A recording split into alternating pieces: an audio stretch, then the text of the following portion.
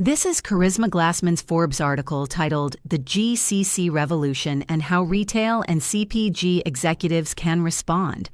Let us begin with a short story from my recent visit to Bengaluru, India. I was walking a distribution center floor last spring when a young supply chain analyst pulled up a real-time demand sensing dashboard she had built herself.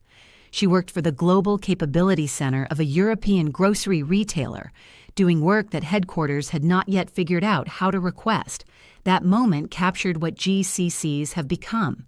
Not a back-office convenience, not a headcount arbitrage play, but a genuine engine of competitive differentiation.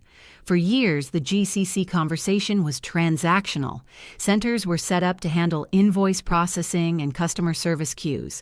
The pitch was simple: same work, lower cost.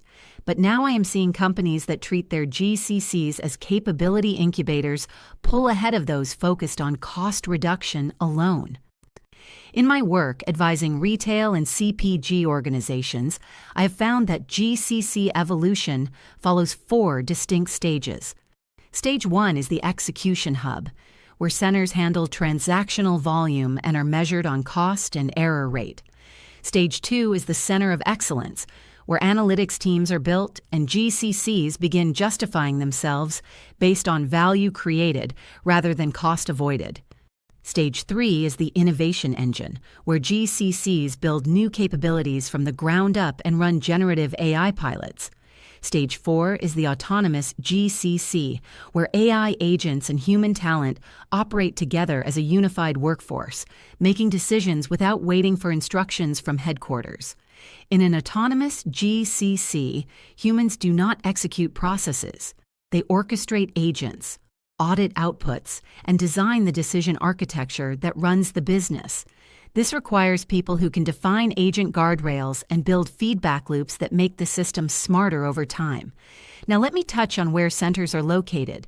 India remains the anchor, with cities like Bengaluru and Hyderabad hosting deep concentrations of technology talent.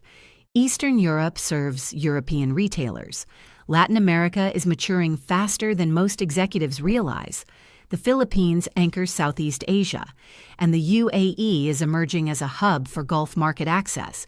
Here is what I believe matters most. Those still measuring GCCs on cost savings and SLA compliance are measuring the wrong things.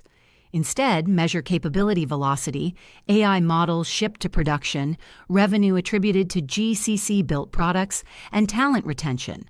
Stop measuring what your GCC costs and start measuring what it creates. If your GCC is still an execution hub, the path forward requires 3 things: a mandate for GCC leadership to own outcomes, an investment thesis that treats the GCC as a product rather than a service, and a talent philosophy that makes the GCC a career destination.